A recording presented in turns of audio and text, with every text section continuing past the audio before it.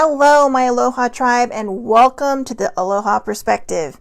How is everybody? Happy Thursday. Good day, good morning, good afternoon, good evening, wherever you are, whenever you're watching this. In the middle of the night. Happy late evening, early morning. I pulled a bunch of cards yesterday that I never got to. Yesterday was complete ramble day. We went in a lot of directions for self-care Wednesday, but today I don't know if I'm really popping back up on my soapbox or just really kind of trying to give people a better perspective on, a specific subject that I want to focus on today. I did make some notes. This one I think was important because there's a lot I have to say. Good morning, older sibling. So, we'll start with these. Okay. Welcome to Things to Think on Thursday. Ding. Anyways, So anyway, be trustworthy. Be somebody people can depend on. Okay. And, we always say, well, I wish I had people to depend on, but are you also dependable? That's the thing to ask. Life is like a book. Some chapters are sad, some happy, and some exciting. But if you never turn the page, you will never know what the next chapter holds.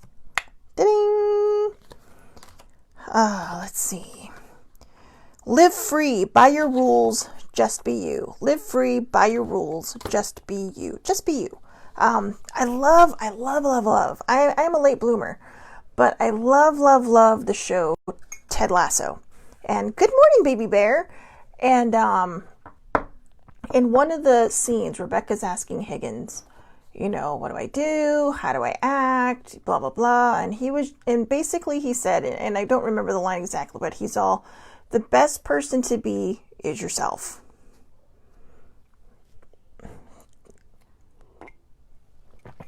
If you don't want to be yourself, then you may have to look inward. That's a self-care thing. Oh, maybe that'll be our subject next week for self-care. But just think about that until then, okay? Because I know that's still like a week off, just under a week off. But think about that. If you are trying to be somebody else, ask yourself why. And go within and find out why you're not appreciative of yourself, or not giving yourself the self-love and self-care and self-respect that you deserve, okay? Let's see. Brainwashed. Don't follow someone else's path. Follow your own. Don't follow someone else's path. Follow your own.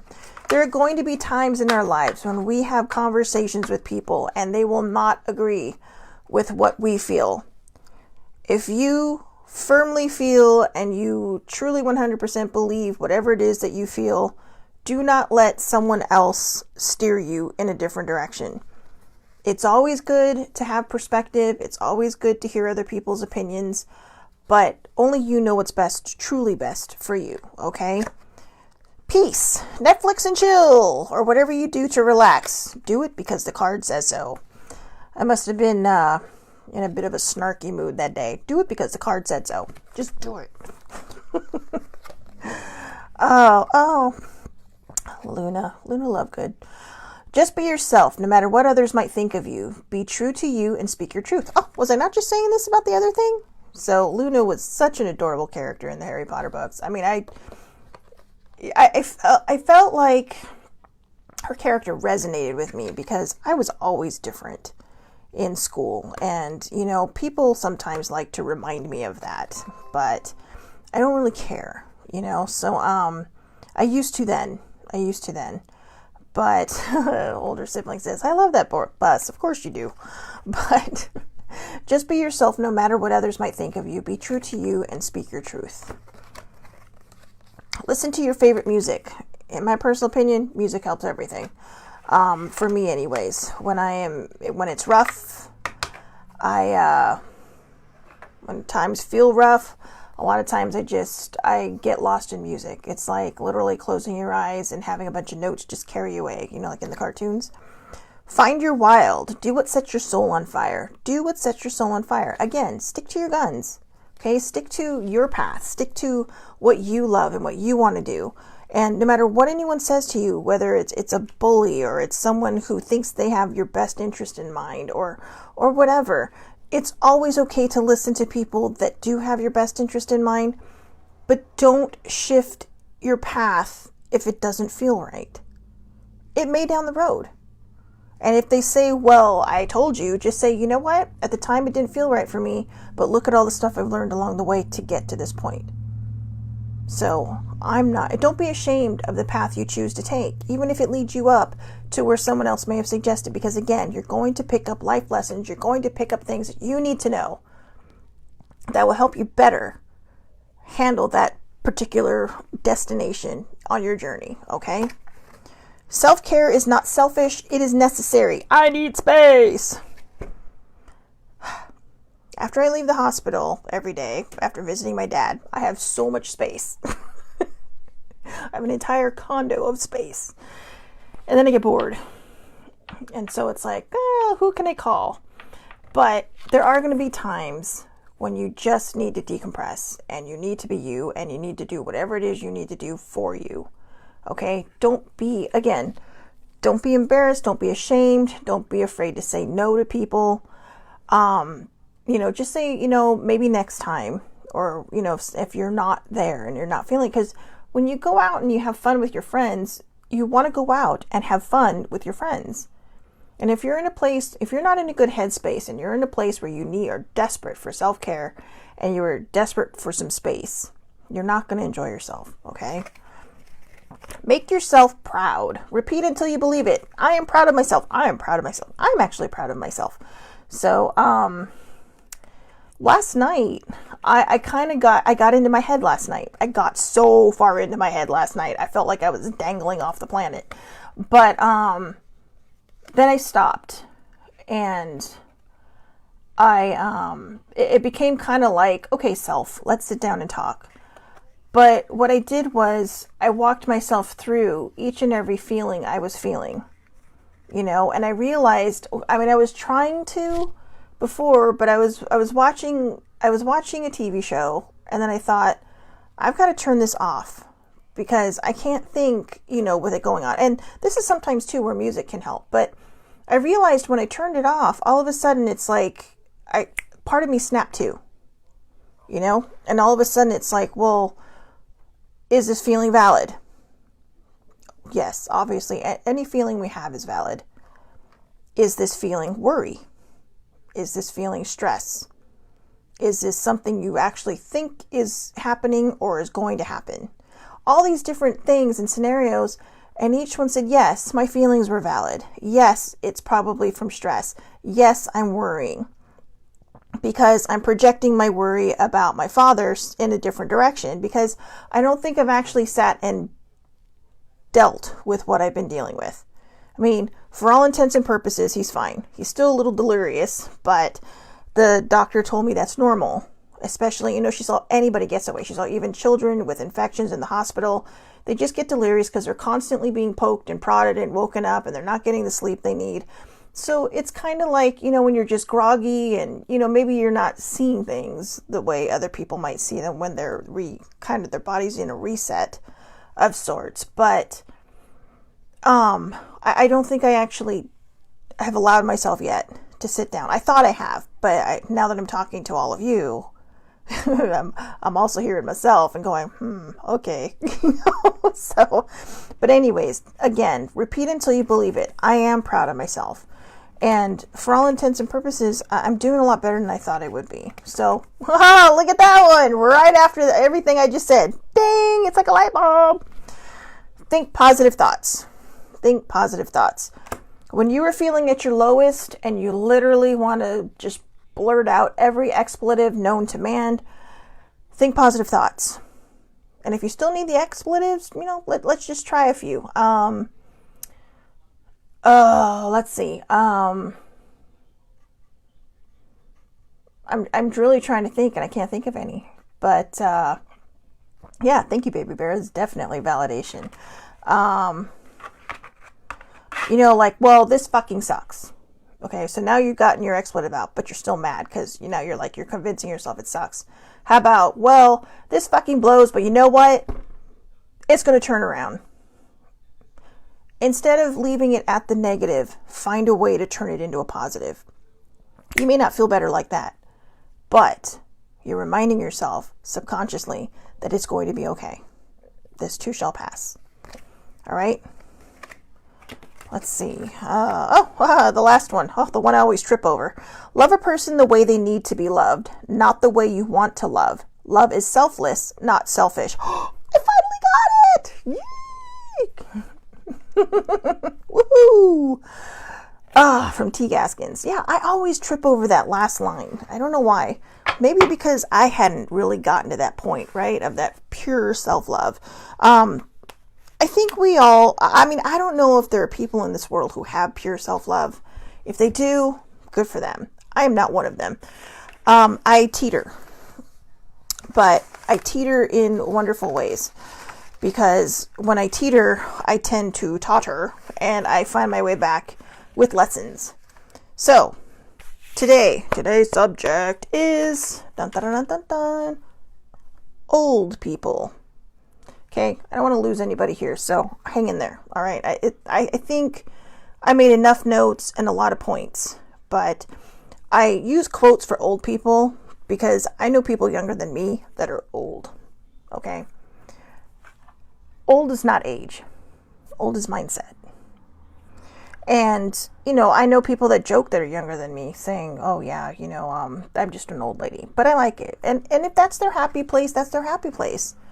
If it brings them joy, then don't try to push people out of their comfort zone. We change on the daily. All right. We change literally in the moment. Every moment we're changing.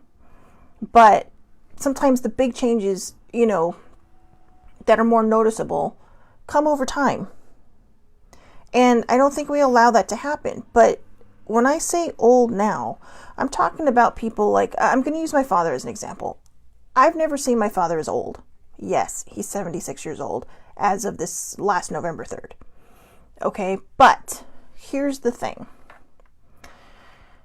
He has always, since I was a kid, he and my mom, up until my mom was diagnosed with cancer.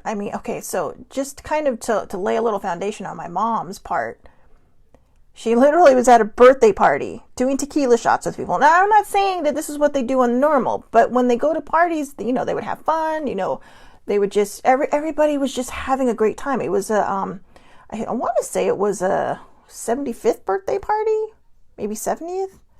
I think it was 75th. I don't remember. But anyways, but something in there had just hit that tumor the wrong way and poof, that's when the ball started rolling. But the point is she wasn't just sitting there buckling over in pain, while sitting in her chair knitting. She did knit. I think it was knitting. Yeah, she did both. I think she crocheted and she knitted. But they did stuff. They had fun. As I mentioned yesterday in Self-Care Wednesday, my parents were everywhere. They had a group, a little core group of older ladies that were they called themselves the Golden Girls. And Dad was kind of the driver of the Golden Girls from time to time when they would go places. They did a day trip from San Diego to Yuma Territorial Prison. Okay, that's not a short trip. That's like 3 hours, about maybe, in one direction. Okay, maybe 2.5, but still. They literally just decided, well, let's just jump on the freeway and go to the next state and go visit a prison for a couple of hours and we'll come home. They probably spent less time in Arizona than it did to get there. But they're like, yeah, let's plan this. That was one of the things I told you. I was like, really? That's what I said we should do. Well, there wasn't enough room in the car and you had to work. I love my parents. I do. I think as an only child, and I'm not saying this doesn't go for other people who aren't only children. So everything I'm about to say is it's my own opinion. So I don't want anyone to get offended. I don't want anyone to think, oh, well, that's me, so why are you saying that? But good morning, Carolyn. This is my perspective of how I see how, older people. And I'm going to keep using that because I hate that term. I've always hated it since I was a kid. I know I hate the word elderly even more. And I guess the reason is because I see how we treat our older and our elderly. I like the word experienced. They're life experienced people. Yes, it's a lot longer, but I see everybody. Good morning, Ladina. I see how when people get older, there's so much you can learn from them. When I was a kid, I remember asking my grandma and my grandpa. I said, because I used to visit Hawaii every summer. Instead of getting a babysitter, my parents thought it'd be a good idea to, just hang out with family all summer. And as I started getting into history when I was about maybe 9 or 10, I finally asked them. I asked my grandparents, I'm all, what was it like on December 7th, 1941? It got quiet. And I felt bad. It was just my curiosity didn't understand that it could still be a trigger for them. I mean, we didn't know what triggers were back then, right? But, my grandma says, well, we'll talk about it later. And, a couple weeks later, I asked her, I said, well, I don't mean to pry, but I asked and you never answered. And she's like, it just took me some time because I remember it. And, she walked me through her entire day. And I was just kind of like, wow. You see movies about the attack on Pearl Harbor, and there's not a lot of justice they can do to it because obviously it's really hard to recreate something like that. But there's a scene in the movie from 2001, which I believe was the 60th anniversary of the bombing. There was a scene where they have like a woman and her kid or kids, a bunch of boys standing on the mountains. They see planes go by. My grandmother told me, I remember feeling the ground rumbling and we thought we were having an earthquake. I believe they were living on a plantation, a pineapple plantation or maybe a sugarcane plantation at the time in Maui. I don't remember, but it was a plantation community. And she's all Nanai, which was her mother, my great grandmother, and I were on like just hanging clothes in the morning. And my grandma says the ground started shaking, it started rumble, then we started hearing a rumble and we didn't know what it was. And it was scary because, they didn't know if they were having an earthquake, if a volcano was going off, what. Then all of a sudden the sky just went dark. She's all, there were so many planes you couldn't see the sky. And I was stunned. Then she told me about how it was during the entire, World War II lockdowns and, having to have, curfews. And curfews were literally, the minute it got dark, you were intended to be in your house. Blackout windows. I didn't even know what a blackout window was until my grandma told me about it. And I think, wow, why do we treat these people when they get older with so much disrespect? And that's what I want to talk about. Why? These are people who we can learn so much from. I hate it when, I think the term baby boomers is adorable.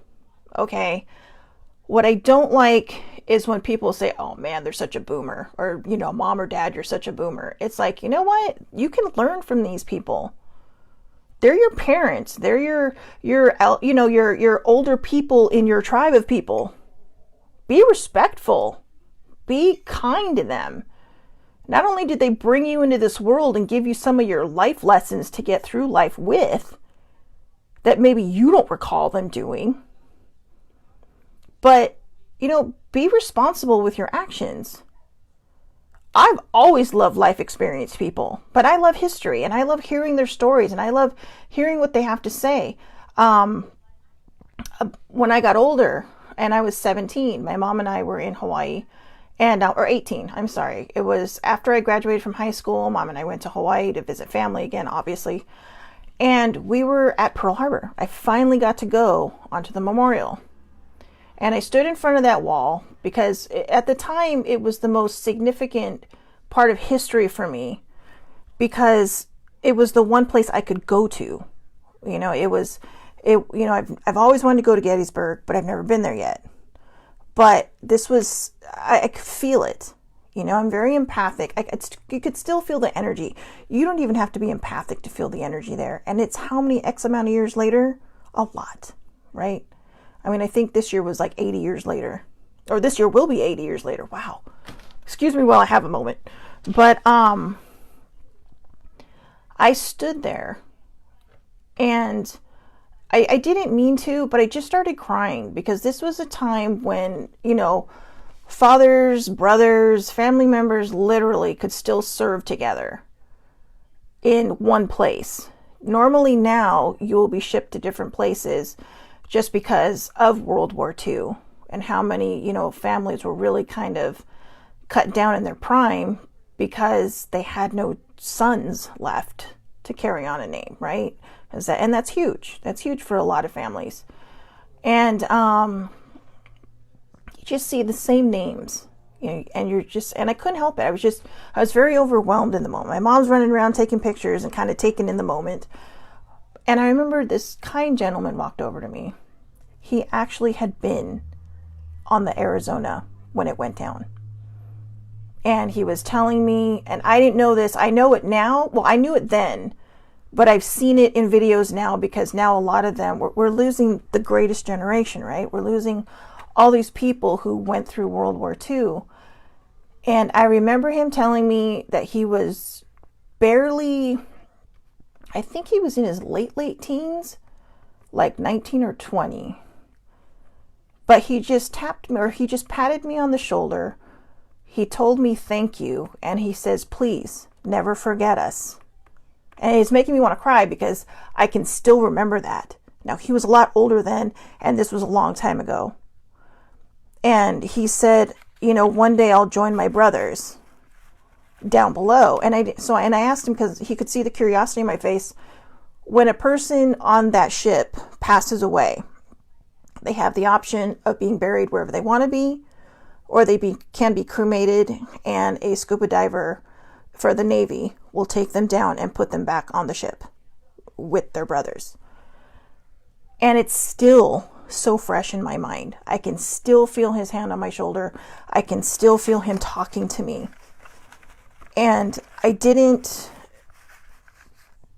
react the way I did for any other reason than it was overwhelming to just know all that had happened that day, you know, and to meet somebody who had been through it. I mean, apparently my grandfather was what they call a stevedore at Pearl Harbor.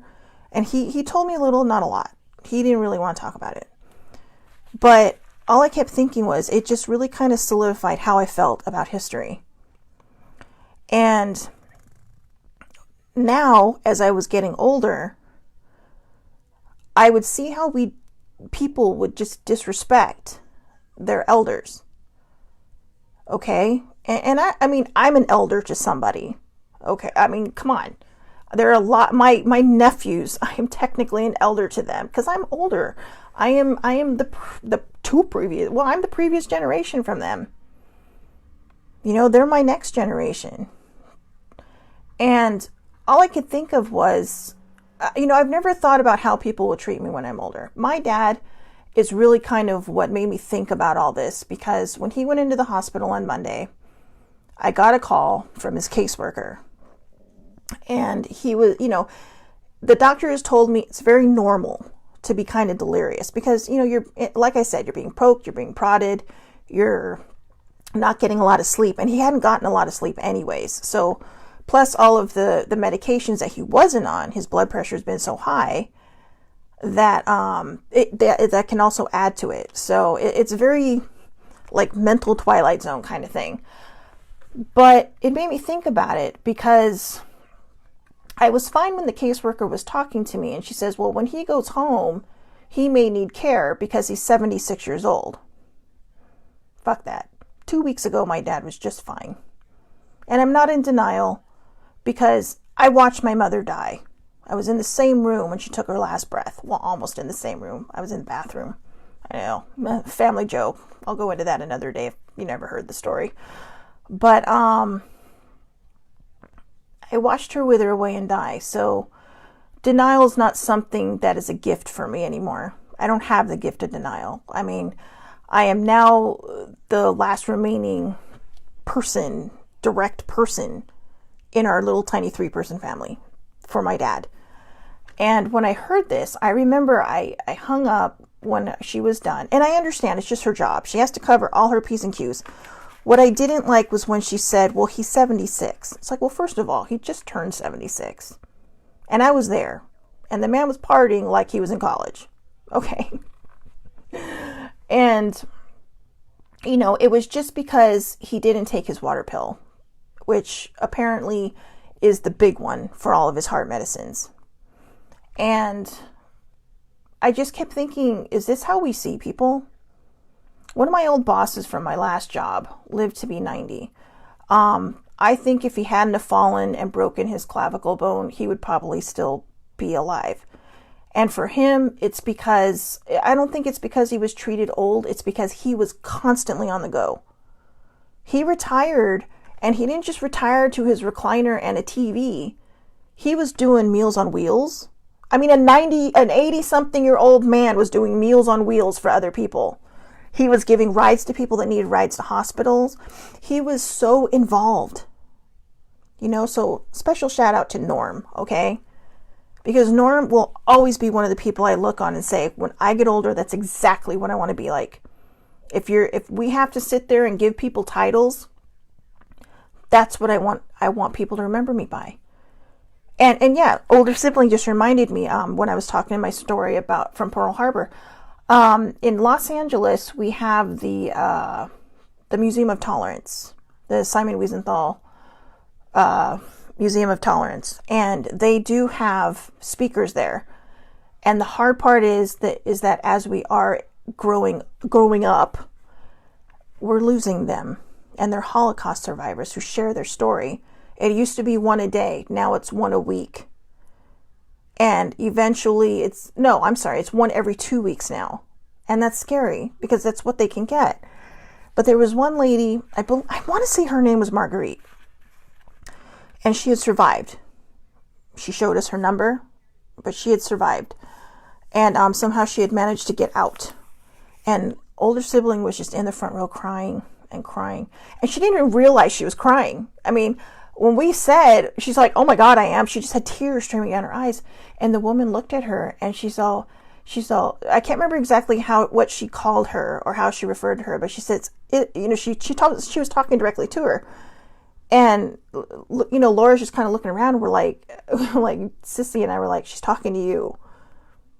She's talking to you. And the woman was touched, but she says, don't cry for me because I survived. You know, she's all, I lived to live a great life, but I'm here to remind you that bad things can happen and we need to make sure they don't happen again. Because we have respect. Everybody I know that's watching right now, like on this live, we have respect. If you're still watching and you made it this far, you have respect. There was a time, God, probably it was a while ago, well over 10 years ago. And I often think there were these 4 boys, and I often think what they're like now, and if they learned something from this particular story I'm about to tell you, because they were probably between 13 and 15. So they're in their 20s now. Some of them may be parents. Some of them may just be getting out of college. So, I don't know. One can only guess. But they were walking in. We were at the mall. And they were walking into the store. And now these are double doors. So you go in one door. Then there's a space. And then there's another door. And they were walking in. And this little old man on... I can't remember if he had a cane or a walker. I just remember he was a little slow. And he was walking to the door. And, you know, I'm sure he would have been perfectly capable of opening the door for himself. But these kids kind of just looked at him and they didn't want to wait. He was like 5 feet away from them. They didn't want to wait. So all 4 of them just walk in and let the door go. Now, when I relay stories, I'm not trying to make myself look good. I promise you. That is not my point. But sibling and I immediately ran to the door and opened it for him. And these kids were just going through the next doors. And I'm like, that was so rude. I'm like, really? You couldn't wait? And so, of course, they got mouthy. Now, I don't advise having, and I don't know why it happens. I've always kind of been this way. Sometimes I can't take it anymore and I just say something. And they dropped an F-bomb on me, like, F you, bitch. And it's like, really? We're going to go that? I said, that's how we're going to play this? And, you know, so at the time I'm holding open the door. Older sibling now is holding the door because I am literally like, you know, we're walking into the store and these kids are probably like 20 feet ahead of us. Little old man says, thank you. And I know I'm calling him a little old man, but he literally reminded me of, Carl. Was it Carl? From Up. So cute. But, and he went on his merry way. He did his own thing. But it just happened that we were heading down the same path as these kids because we were going into the mall, but we had to get through this store to get into the mall. And so they turn around and they're like, you know, they're not trying not to be too loud because they don't want to get kicked out. But we're barely into the store, but I'm still about 10 or 15 feet behind them. And I just have this scowl on my face. Sometimes it just happens, even when I'm in a good mood. I have resting bitch face. It's not my fault. But one kid turns around and he says, what, you going to follow us now? And I'm all like, well, I don't have to follow if you want to get out of my way so I can get past you. You know, I was just so agitated. I wasn't even in my right mind. Older siblings like, Shelly, just relax. It's okay. And this kid's all, fuck you, bitch. And I'm like, you know what? I'm all, let's go, dude. Let's go now. Let's do this. I said, I got about 20 years on you. Let's do this. Now, I don't know what would have happened. I probably would have got my ass kicked. But all of a sudden, they went down a different aisle. 3 of them went quiet, and all 4 of them headed down a different aisle. Because someone stood up to them. I'm not saying do that because in today's climate of personalities, you cannot tell how it's going to turn out. I don't advise it. I always use my instincts. Somehow they manage to get me out of things, but I do try to hold back now. I think the problem we have when we make derogatory terms about our previous generations, it, you know, like with boomer or this and that. And, you know, and I know we get those from movies, you know, I mean, movies are movies, okay? They're for entertainment, but people sometimes take it to a whole new level and they start saying things that are just meant in a benevolent way or maybe a joking way. And they make it mean and they make it hurtful and they make it spiteful. And all I can say is these are the generations we need to learn from. Okay? These are the generations we need to learn from.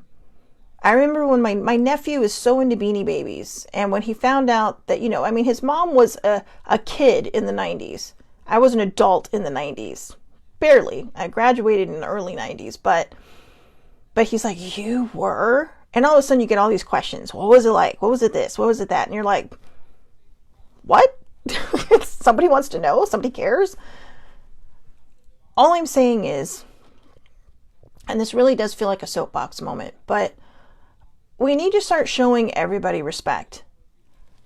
I don't, oh, thanks, Carolyn. So if you're watching this later on the replay on either Twitter or YouTube, if you go back to Facebook, in the comments, these are all public. All my lives are public. You can go into the comments and she has put down, Carolyn shared the link for the Museum of Tolerance. It is a wonderful place. I mean, all things considered. But if you want to learn, if you want to understand, you know, or maybe you just kind of want to find a way to pay your own respects, you can go there. And it's an education center, but it's also a museum. And I think what we need to learn is that we cannot put an age on, oh, she says it's a Zoom. I'm sorry. That's right, because we're in weird times right now. So you can actually join the Zoom. And, oh, that's amazing. So there you go, older sibling. There's a Zoom link in there now. Thank you, Carolyn. Don't put an age on people. Okay? Just because somebody's 76 years old doesn't mean that they have 1 foot in the grave. It just means they got a lot of life experience behind them. I mean, yesterday, with the exception of my father being a little bit delirious, he's like, okay, I'm ready to go home now. He's like, when are they going to let me go home? I want to go home. I want to have a strawberry shake. I want to have spaghetti. And this wasn't delirium talking. This was, I'm ready. I'm tired of being here. I'm tired of laying down. I need to be busy. I want to be out there doing something. My dad has a better social life than I do. Every week he has happy hour with my cousins, with some of my girl cousins. And, they'll be like, Uncle Ed, are we going out this week? Yeah, let's go, and they all have fun. Now, there are some things that he's going to have to cut back on a little bit, just because he does have a pre-existing heart condition, and if it's not treated well, this could happen down the road. Now, he didn't end up in the hospital because of age. He ended up in the hospital because he made a stupid decision, and now he's paying for it. So see, even at 76 years old, they can do stupid, dumb fucking things. All right? The most important pill in his regimen for his heart, he was not taking because it might have inconvenienced him while he was driving on his road trip.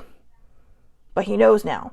And yesterday he reminded himself in front of me several times, I will not be doing that again. That is not a pill I will not be taking again, because I do not want to end up back here again. That's a 76-year-old man that people call old. That somebody said that just because he was confused at the time, I mean, how would you feel if you had missed your pills for 2 days? I mean, because you were so out of it by then. No one's going to be in their right mind. But she immediately looked at him and prejudged him. And again, I know when you're a caseworker, it's your job to kind of, figure out the moment in the moment. But when I tried to tell her how independent he is, she was just very insistent on trying to find him, outside care. I'm here. I'm not a nurse. I'm not a caregiver by, any certified means. But I know him. My cousins know him. I have a cousin that literally lives right down the street that's visiting with him right now. And it reminded me too of an episode of Mom. Great show by Chuck Lorre. It's now, the seasons are all completed now. But Marjorie was standing in this grocery store at the deli, and the guy skipped over her. Just looked right over her and went right to the next number. Didn't even bother to look to see if he called her number. And she lost her shit. And I'm sitting there going, like older sibling and I are watching this, and I'm like, I would totally be upset too if somebody just overlooked me. But everybody else who was her friend, and I think that's the point they were trying to make, we're talking about, I can't believe she was acting that way. I don't know what's wrong with her. People don't want to be overlooked. Nobody across the board, whatever age you are. Now imagine you are what some people would consider elderly or old. And you get constantly looked over because people think that, oh, well, you don't know, you're old, you're this, you're that.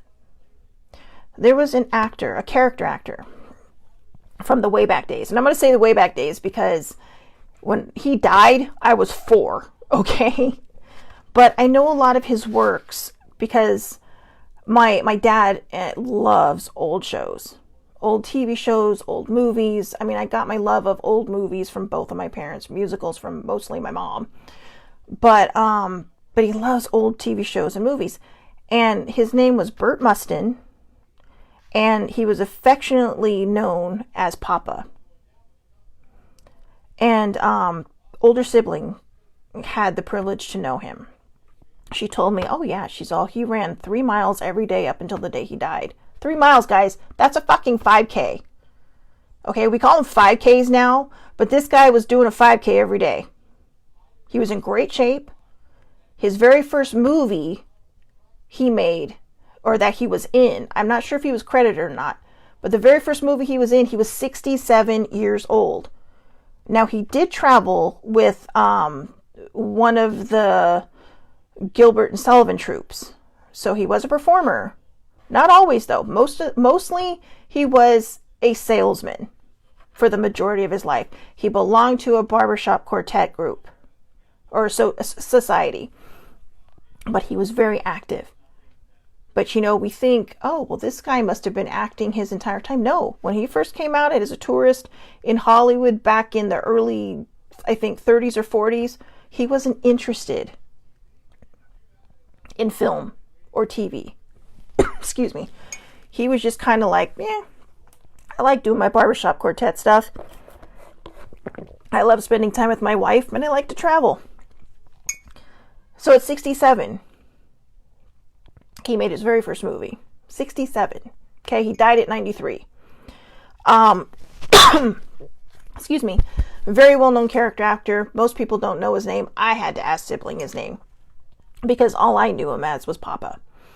But just from her stories. But I'm like, oh yeah, I totally know who that guy is. And she was surprised. She's like, you know who he is? Like, oh yeah, he's in all these TV shows my dad watches all the time. And he's 100% adorable, cutest giggle in the world.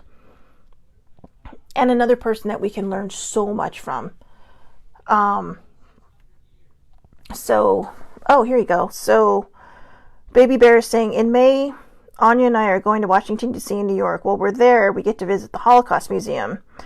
I'm so excited to be able to experience all of it with my daughter, but I also know we will sob our way through the whole museum. Yes, right now she's learning a lot on the Holocaust.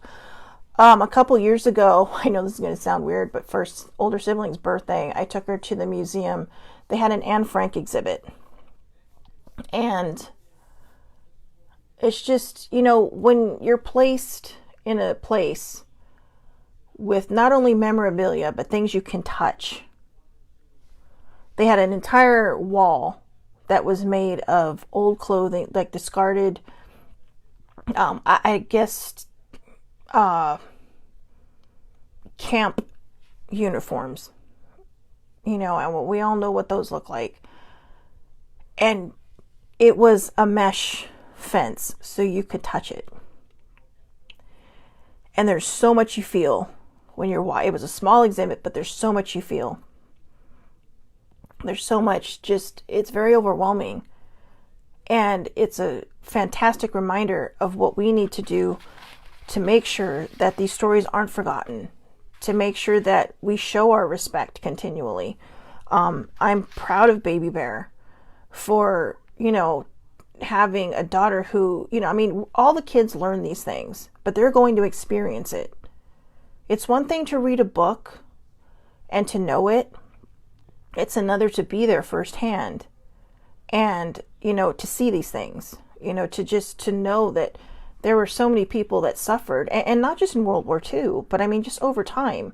Older sibling and I went to a Titanic exhibit, and we talk a lot about the Titanic survivors and how pretty much all of them are gone now. Even the babies are gone now.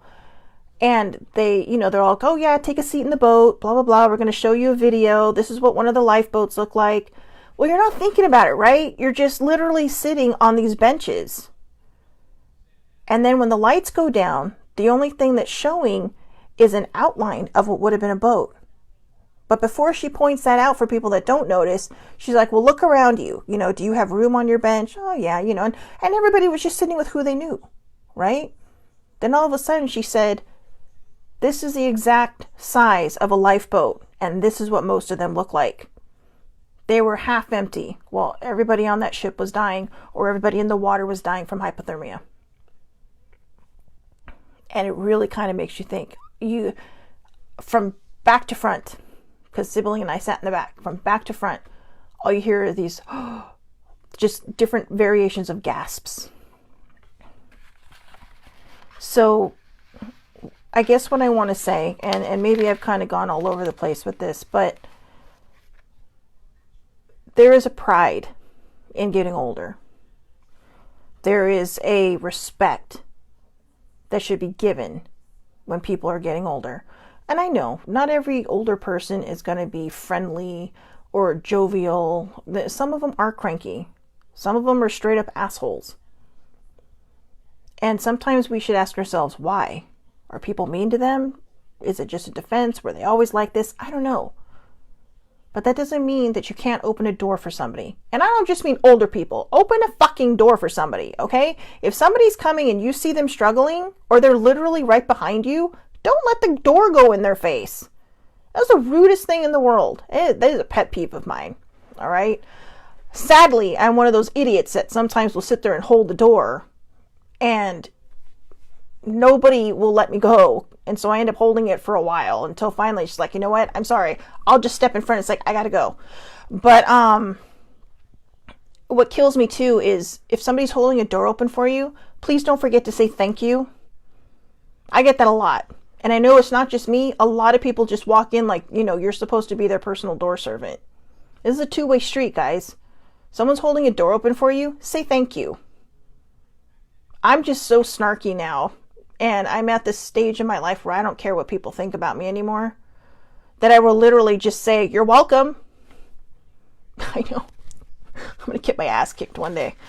But anyways, I want to read a quote to finish this off from one of my favorite old people who I find terribly hilarious. And I think I say terribly because some of it is so off the cuff. Some of it is so wrong that it's right. That it is actually right and spot on.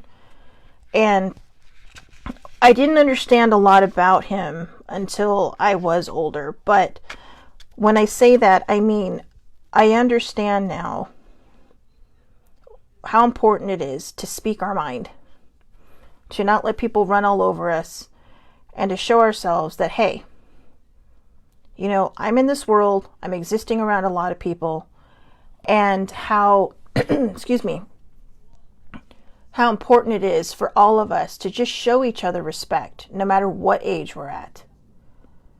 No matter what age we're at. Pay attention, open your eyes. I know sometimes we have bad days and we do things without thinking. I have let doors go on people and immediately turned around and gone, oh my God, I'm so sorry. I just didn't see you until the very last minute. That's the majority of the people in the world. We don't go out of our way to be assholes. We don't go out of our way to try to act cool and, just act like a bunch of jerks. The majority of the people in this world that you see and that you watch when you people watch are kind people. And sometimes we decide, well, I don't want to be that way anymore because people are assholes and don't deserve it. I'm asking you, please don't stop. Please don't stop. And I'm also asking for everybody to stop disrespecting people at any age. Don't think someone is incapable because maybe they're disabled. Maybe they have a mental impairment. Maybe they're older. Maybe they walk a little slower. There is so much we can learn from each one of those people. There's so much we can learn from our own people, from each other. I learn stuff every day. I was telling you yesterday that older sibling and I are about 15 years apart. Well, again, I am so fascinated with history, and talking to her is amazing. She was around, well, she was only 5 when JFK was shot or assassinated, but she was old enough to comprehend when Robert Kennedy and Martin Luther King were both assassinated. And for me, those are things you read in books, right? We all know these things happened. But what I wanted to know was, what were you feeling at the time? What was the general perspective going around at the time? That's where we learn. We learn when we see how it affects other people. And one day you will be in that position where someone will be asking you, hey, tell me about this. Like my nephew, Auntie, tell me about the 90s. Oh, okay. They weren't my favorite decade. Kind of boring for me. But yeah, okay, I'll tell you about the 90s. It wasn't that bad. It was actually kind of cool. But I didn't realize that until he asked me about it and I started reliving it. And it's like, actually, they weren't that bad. I focused so much on the bad things that I forgot to remember the good things. And so this little 9-year-old at the time came up to me and said, I want to know. And so we talked about it. So anyways, the quote I'm going to finish up with is from George Carlin. Super props, nothing but respect for this guy. We drink too much, smoke too much, spend too recklessly, laugh too little, drive too fast, get too angry, stay up too late, get up too tired, read too little, watch TV too much. We have multiplied our possessions, but reduced our values. We talk too much, love too seldom, and hate too often. We've learned how to make a living, but not a life. We've added years to life, not life to years. George Carlin. And I'm going to read that one more time, okay? Just so it soaks in, and then I'll put it in the comments when I post this. So one more time. We drink too much, smoke too much, spend too recklessly, laugh too little, drive too fast, get too angry, stay up too late, get up too tired, read too little. We watch TV too much. We have multiplied our possessions but reduced our values. We talk too much, we love too seldom, and hate too often. We've learned how to make a living but not a life. We've added years to life, not life to years. I hope everybody has a wonderful, wonderful Thursday. Thank you so much for watching. I will see you back here tomorrow, 8:30 a.m. Pacific Standard Time, Facebook Live under Shelley Marie Lucas. Thank you so much for watching the Aloha Perspective. And again, I hope you all have a wonderful, wonderful day. I will see you tomorrow.